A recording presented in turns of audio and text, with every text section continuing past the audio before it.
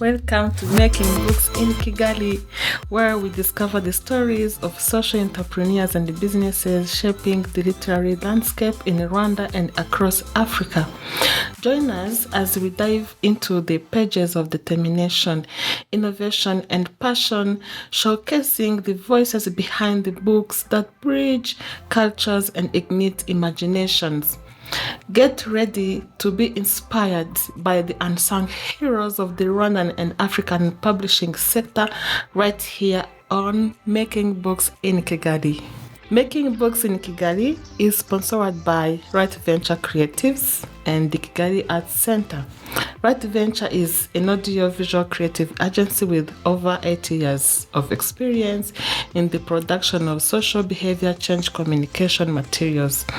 Please check their platforms online and reach out to them.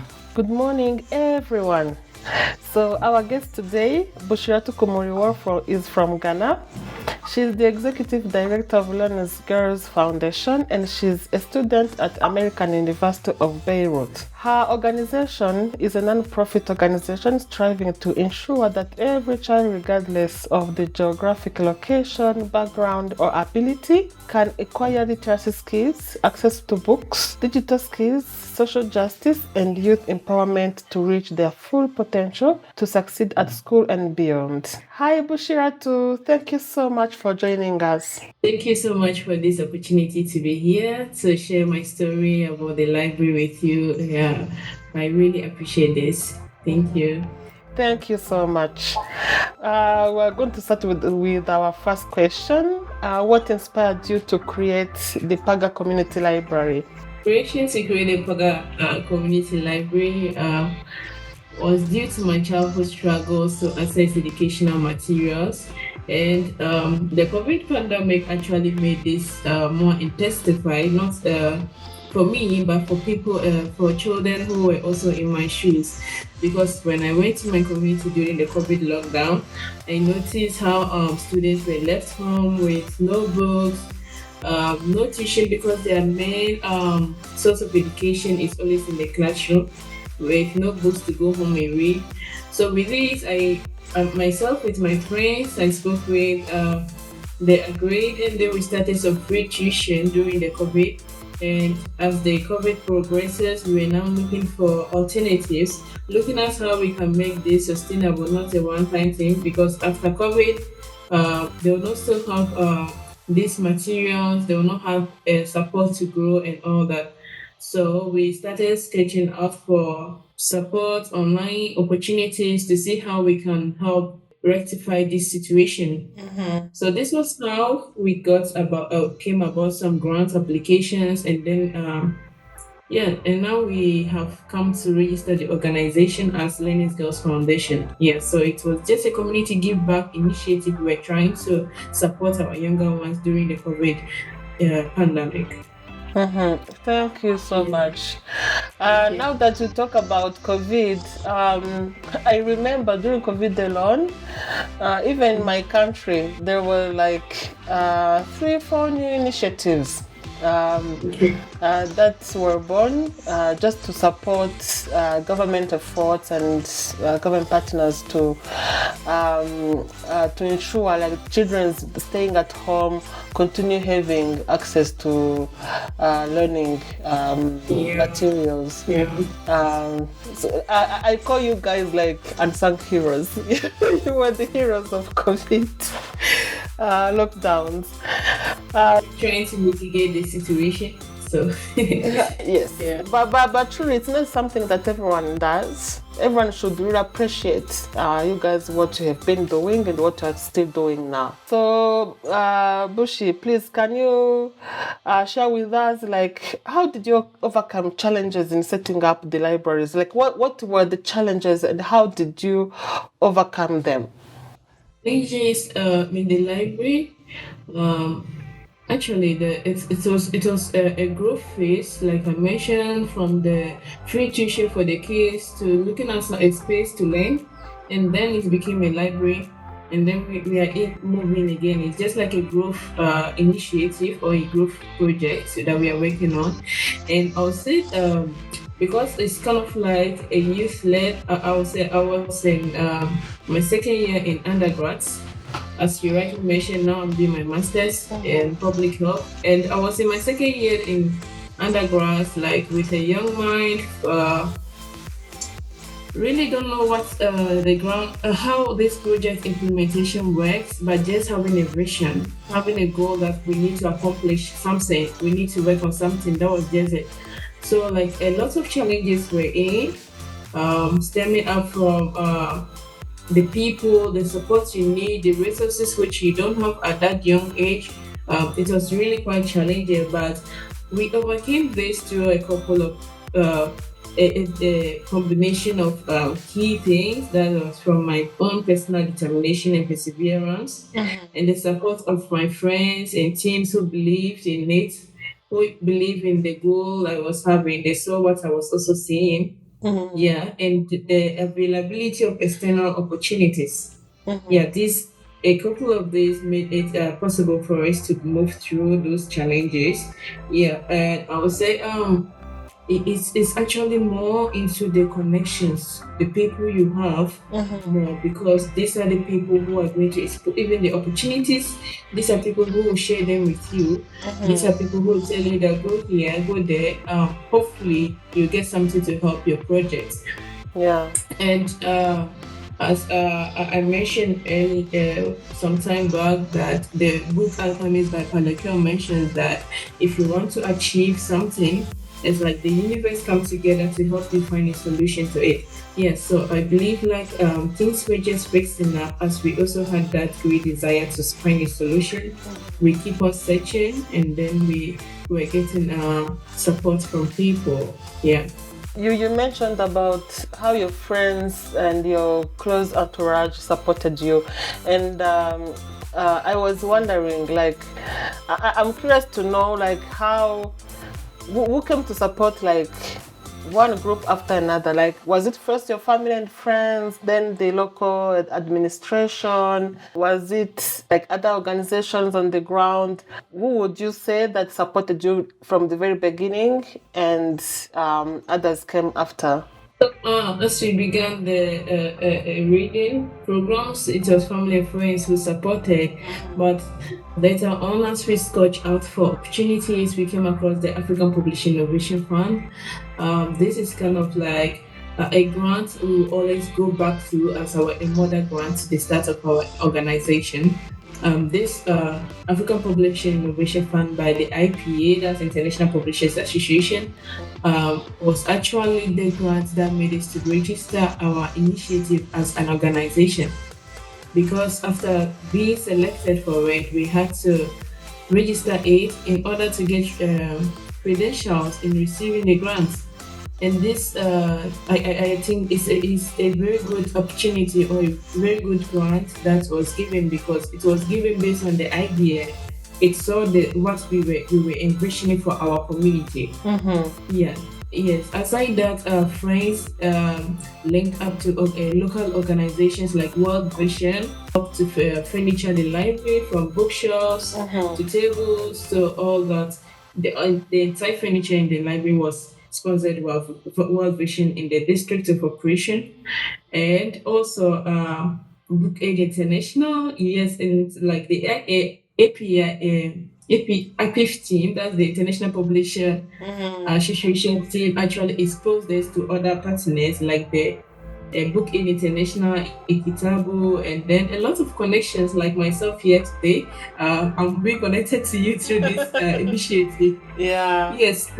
Yeah, so I think that opened a lot, because we got now we still have partnership with Book Aid International, where we get our annual books from to work on our different initiatives and libraries and also reading clubs we are running currently. And Ekitabo helping with the digital component, the e-learning component of the library, and also we're funding some of the activities in the library. Yeah, and as we move on, other local organizations like the Ghana Educational Office, services in the district level, also supporting the local partners like the chief. I would say mention more about the chief because this was someone who believed in our vision and gave out a piece of land free of charge for us to construct this library space. Mhm. Yes, so yeah, the community in which we work believed in us. They had a strong hope and trust in what we were doing. Yes, so it was a mixture of strong support. I would say it was a massive support from both local family, friends, and then from external networks. Yeah, a huge shout out to all these people who support such initiatives. They're doing great. They're doing good deeds. So, Bushi, please can you tell us like what services does the library provide right now? Importantly to children and and uneducated mothers that I know are the very reason why you founded this library. Yes, all right. Currently, the library is the first space for learning in the district, not only the community. So it serves as a place for children to access free books and computers for learning for a lot of communities. So we get students coming in with bicycles from far away to learn at the library space just to read books. Yes, yeah, and this is actually something when I see it, it makes me smile actually. Yeah, when I see them in the library reading. And aside the day-to-day reading at the library, we organize reading events like competitions, quizzes, which are annual based, and sometimes on vacations for the students.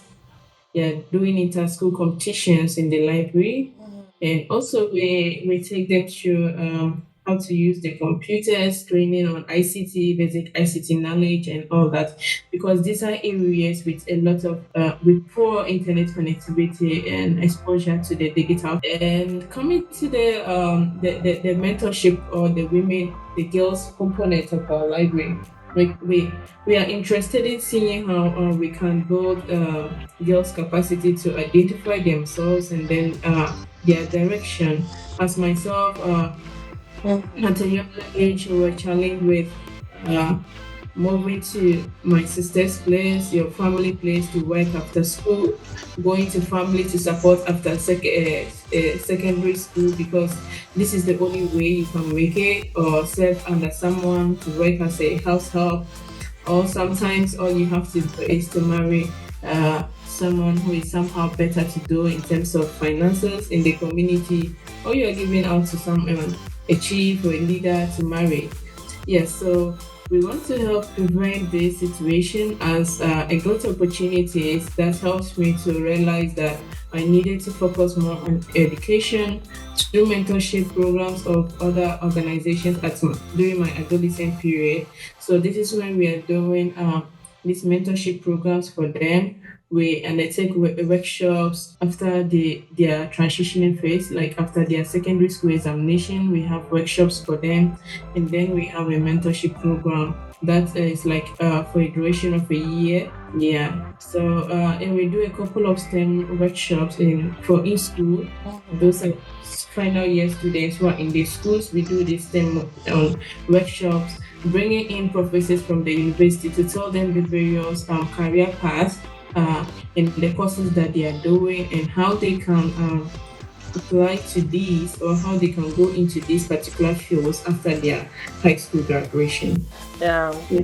So I know you care a lot about these young mothers who did not have the opportunity to go to school or to continue education. Are they still coming? Yes, we still have projects for them, which is annually. We have an annual mentorship program for them because each year we still have students graduating from secondary schools, and the challenge is majority of them not making it after secondary school, and then it's like this is the end of their education and then they are looking for other things. So we are now even more burdened on our mentorship program to be more concise on tailoring it to burden on the loopholes in their performances, like doing extra tuition for them to rewrite their examinations, and also for those who have made it or perform better. We look at helping them with essay writings and scholarship applications, because now we have a lot of scholarship applications out there. But yes, a lot of scholarship packages are out there, especially with my exposure to Mastercard Foundation Scholarship, which I have been through, sponsored me from secondary school to my undergrad, and now as I'm here for my master's, the same Mastercard Foundation Scholarship. So I have this broad network of scholars who went through scholarships. So it's going to give me the opportunity to help get these avenues for them to apply to. Yeah, Yeah. yeah. So actually, we are working on using these alumni networks of the scholars programs to mentor the students. So it's kind of like a good plan, because these are people with experiences on how these applications go. And I believe us coming out from these underserved areas, the challenge is always the finance. The finance to after, because we have free tuition from primary to secondary school in Ghana. We have free secondary. So after secondary, then where comes the money for undergrads, which is more expensive? Yeah, so that like the end of your education at that period. Yeah, so this is what we are working on right now, and it's an annual thing, because after each year we have graduates from secondary school. I think I understand the situation better now, and I rectify my previous statement saying that uneducated. They are not. It's not that they don't have like basic education like they did secondary school, but it seems like they just do it, and there are no more opportunities, and a situation that you are trying to rectify, you and your collaborators. Yes, there is a change. Sorry to chip this. Earlier in the past, we kind of have this of not parents not pushing their girl child to school, but the interventions of NGOs and others have actually made that is not an issue now. The issue is more on the what I just mentioned, the transitional phase to tertiary. Yeah, that's now more of the challenge, because as the majority of people are now more exposed, and then they are pushing in for every child to go to school. Yeah. Yeah, so as the world goes on, the challenges kind of shaping up. Yeah. Yes. I guess because I remember when we met in Sharjah, the library was still an idea, and then you got the grants and you started building this library, like using containers, etc. And I remember how you were calling it like your house of wisdom, something I will never forget, your house of wisdom. And now when I see that the pictures you post on social media, like you have like so many people using it, you're always receiving books, you're holding events, children and youth coming, people from all kind of backgrounds, gender, like everyone is so welcome. You can see you have a wide network of volunteers who are supporting these visitors navigate the library. It is so inspiring what is happening there. So can you share like small stories, success stories about individuals whose lives were somehow positively impacted by the library? Like, has it led to improved education, empowerment, or economic opportunities of such? You've mentioned some, but can you share like an example of a particular individual that left a mark on you? Yes, I would say the first milestone, the first change it has made is the presence of a structure to even work up to learn. That itself is a very massive change. Yeah, and to talk about individual impact, Also, the impact has been on students who use this space, and then they come to testify on their improvements in their readings and then vocabulary and all that. And not even that, we have a couple of students who have written their basic certificate examination, and the performances have been much better. And that's what we're finding. Like, they also constantly visit the library. These are students who are good students. Yes, so we are so happy that we are helping to provide this for them. Yes, and also aside that, it has created a sense of responsibility in the community, because it has shifted their focus on, one of it's not a stakeholder, it's not a government agency that made this library, but just a young lady who worked on this. So that means we can do much better in working on the educational system, aside looking at government funds and all that. And the reason why I'm mentioning this is like, recently we got selected. I think, like I always say, our organization is in a growth phase. Like, yeah, we got selected for a call for volunteerism, a grant that looks at the use of community volunteers for change. And I think this is what we have been doing. Currently, we have a network of 50 plus volunteers. Yeah, yes. So, like, we have these people in place already, and then what are they doing?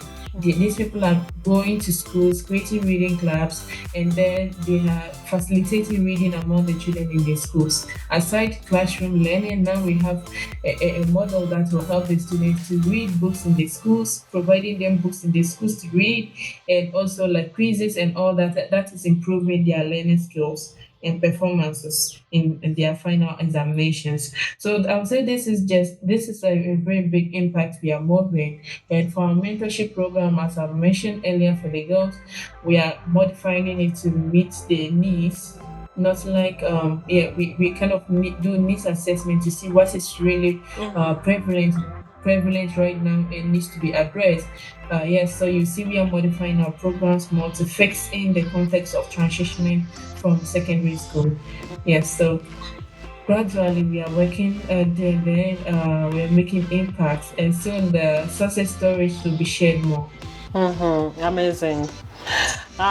So Bushi, I'm sure there are people who want to create like libraries where they are, and maybe they can learn from your model. So how can others? How do you recommend others to replicate your model in different villages or regions? Like, what are your lessons learned? Okay. I'll say the important approach to this kind of project will be to have a growth and resilient mindset. And like I mentioned, have a strong support system. A support system, because especially when you are doing a non-paid volunteer role, for the members, you should look at creating a family connection, not like from your family members, no, not that, but your team create this kind of a sense of family, not a sense of authorization or something, but create it like you're all working as a team on solving an issue. Yeah, so checking up on them, creating that sense of we are together on this course. Yeah, kicking in, getting in for people even when they are not in, and all that. Yeah, so I think this is a very strong support system you need. And then your small team, that's how efficient you manage the small team, will expose your works to the larger community. Because as they see that your team is working on something, then they come to your aid to support with the bigger picture, because they have to trust your initial initiative that you are working on. If the initial point, your starting point was a success, then people will trust to invest in what you are doing. Yes, so, and also as I mentioned, now there are a lot of grant opportunities, yet we have limited criteria also. So yeah, because now a lot of grants comes with criteria that kind of not fit our context sometimes. But you still move out there to search for what you really need, look at ones that fit what you want to do, and then I always believe in preparations before applications. Get in all the requirements that you need. Even if the grant period goes, the next year comes. But make sure you are always prepared with the necessary documentations, and then you apply. Yeah, but you don't see the grant and then deadline, and then you are fidgeting to meet the requirement. That kind of not make you put in a strong application. And also, you have to look at your network of stakeholders in your community. Yeah, you have to create this strong bond, and then let them believe in what you're doing. Yeah, and for them to believe in what you're doing, it's not like going to talk to them that you know what, you need to trust what you're doing because you have a vision. It's going to come from your actions, it's going to come from your team, your network, your team that you're working with. How you people are tackling the issue will let the community or the stakeholders see that yes, these people mean business, and then we should help them in on their cause. Yes, yes. So this is what I have to say for now on how you can replicate our initiative. Yeah. Yeah, okay. Now, my last question. So, what are your future plans for expanding the library's reach?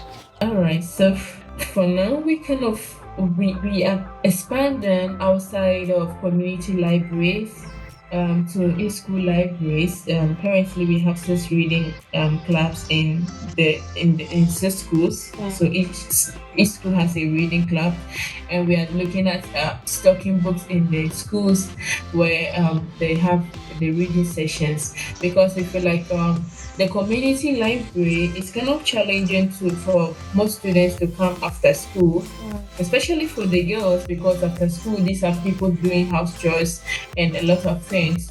Yeah, but when it makes a school environment, after the even during break period, students easily get reading materials to read. And now that we have revising educational system after the COVID pandemic, and then it's changing to the curriculums. Now we have more curricula that supports extracurricular activities during school periods, especially on Fridays. So we have our reading sessions for students in school during those periods, and then it's helping the students to learn whilst they are in school as well. So this is a key area we are looking at, and then we are more expanding into our mentorship program, where we like I mentioned, using scholarship alumni to support doing one-on-one mentorship with the students, and then helping them with scholarship application. And for those with low scores on their performances, we are looking at creating local alumni who are still in the communities to help in teaching these particular girls to improve on their performances, to also meet the requirements for scholarships, because this is the only way they can further their education, because they cannot eat without scholarships. Yeah. And my personal journey makes me have this strong conviction of empowering these youngsters through education, because it was through education where I got to make my own application to secondary scholarship. Through the thing, being empowered and knowing that I need to do this and do that is how I got my undergrads and now my master's. So I believe in the power of education to not only change someone's life personally, but also the community, because it has let me open my eyes to how I can solve a community problem. Yes. So yeah. Yeah. So it's actually an initiative that we have a broad vision of growth in terms of how we can support communities' needs through education. Thank you. So thank you so much, Bushiratu. Thank you, thank you. And I wish you the very best. I wish you to succeed in life personally, and for your community, for your organization, the library, like to grow and do more good in other places. So thank you very much. Thank you very much for this opportunity. I'm really grateful.